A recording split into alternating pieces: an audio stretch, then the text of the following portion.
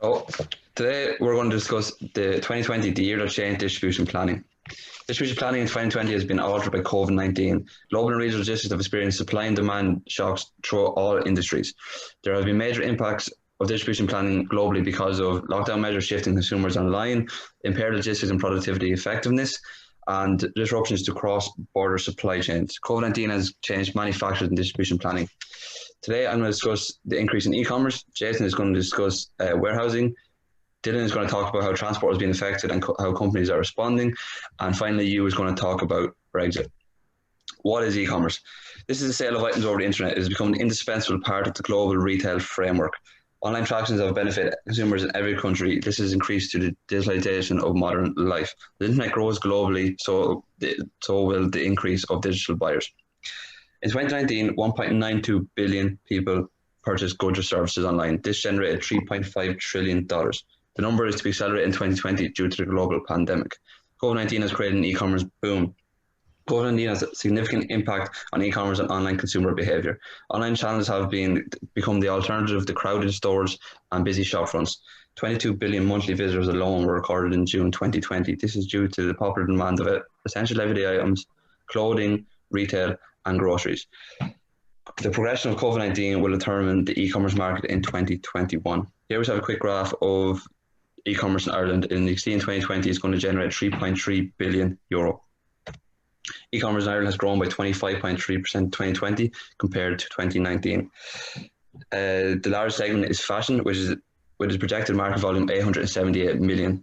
There's also 3.4 million users in Ireland. COVID-19 has increased e-commerce globally. Global logistics and distribution planning have needed to adapt in order to combat the virus.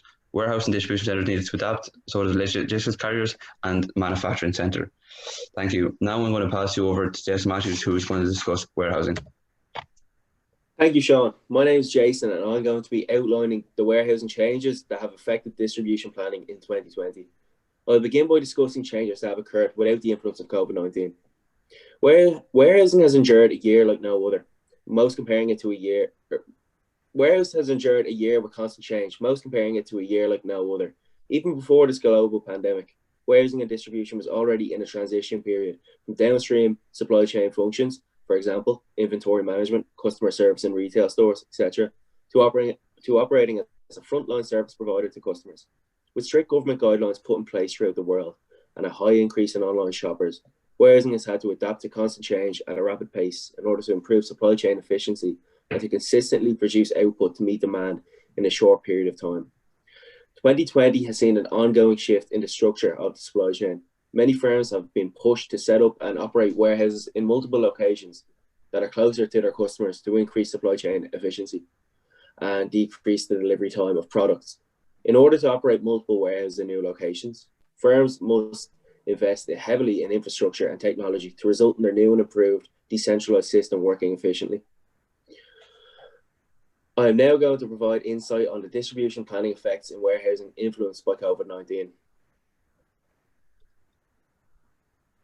Firstly, dropshipping, which is a form of retail business where the seller accepts customer orders but does not keep the goods sold in stock. This has increased rapidly due to the growth in e-commerce, which allows providers to gain more knowledge of their supply chain and to increase profit margins.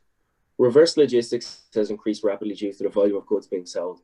This results in warehouse operatives having to check if the product is fit for resale, and the product also must complete a period of quarantine upon return from the customer. Investment in warehouse management systems are being put in place as efficient warehouses run on technology, and operatives have turned to systems that improve efficiency and accuracy. Technology has been brought into warehouses to keep workers safe and to ensure customers are social distancing. Due to the rapid increase in e-commerce, many warehouses have had to recruit and employ staff to work from home, as warehouses have limited the population in warehouses at any one given time. Now I'm going to pass on to Dylan, who's going to talk about the distribution of goods in 2020. Thanks for that, Jason. My name is Dylan, and I'll be taking you through the effects the COVID-19 pandemic has had on the global logistics market and how this has affected the transport of essential goods, and I'll finish on how companies are responding to this. The COVID outbreak caused huge impact in the logistics market in all of the different sectors, which are road/rail, sea and air. We saw it varies from country to country, as China faced a 0.9% decrease in their market industry, while Italy faced an 18.1% decrease. The global freight forwarding market is expected to decline 7.5%. And on the screen in front of you, I have statistics for North America. In each of their sectors, we can see the sea freight forwarding market is expected to decline 12.1%. The air freight forwarding market is expected to decline 9.5%. And the hardest hit sector in the USA was the US rail, as they saw 25.2% decrease in the amount of carloads being transported. Globally, however, the hardest hit industry was aviation, as the amount of freight volume globally declined 19%. This came from a 69.9% decrease of scheduled flights compared to May of the previous year. Now, PPE. What is PPE? This is your personal protective equipment. This includes your gloves, face masks, and respirators. In the USA, 70% of PPE used is manufactured in China. This shows the importance for flights for the transport of essential goods. During the early period of 2020, when the COVID-19 pandemic was at its peak in China, they stopped the production of some goods. This created a backlog in the output of PPE, as they were a huge provider of it. This created a delay of 3 to 6 months for some healthcare systems. So now it is recommended that stockpiles of 3.5 billion respirators and 500 million surgical masks are kept so that shortages like this do not happen again. Now you can see the sharp increase in the demand for face masks once the pandemic spread worldwide. Now, how are companies responding to this? Companies taking their own approaches to combating the virus. For example, DHL are taking advantage of flights with little passengers, as they are transporting cargo in the extra space where the passengers' luggage will be. Another third-party logistics company taking advantage of this is UPS, as they provided free transport for 2 million face masks to Wuhan during the peak of the virus in China to help combat the virus. I'll now pass you on to Hugh, who will take you through Brexit. Thank you. Thanks for that, Dylan. As you saw, Dylan discussed the shortage of COVID-related medical supplies to different countries and the effect that had on distribution. COVID-19 is not the only problem changing distribution in 2020. In Europe, Brexit is still happening and is changing the landscape for how countries will trade and distribute goods. The UK left the EU on the 31st of January 2020. The UK are now in a transition period to the 31st of December, meaning trade will stay the same till this day. On the 31st of December, the UK will automatically drop out from the EU single market and custom union. The single market means that all countries in the EU share the same rules and standards of products. The customs union is an agreement that the EU do not change tariffs on each other's goods. Basically, this means that there is free trade for the countries in Europe and the same standards and rules for all products. I will now lay out some of the effects this will have on distribution.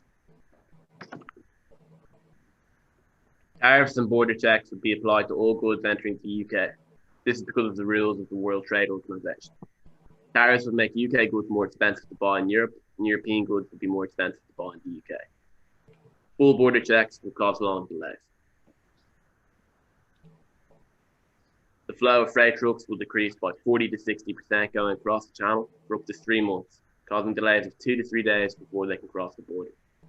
One of the main worries for the UK government is the distribution of medicine, as 75% comes through the Dover-Calais route.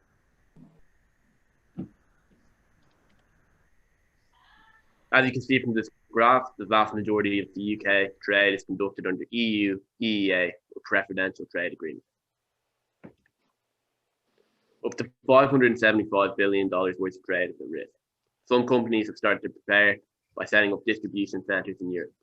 So UK companies are moving their distribution centres from locations like Manchester and Liverpool to locations like Spain and Germany. In conclusion, there have been many changes in distribution planning in 2020. We've discussed many factors that have contributed to distribution planning.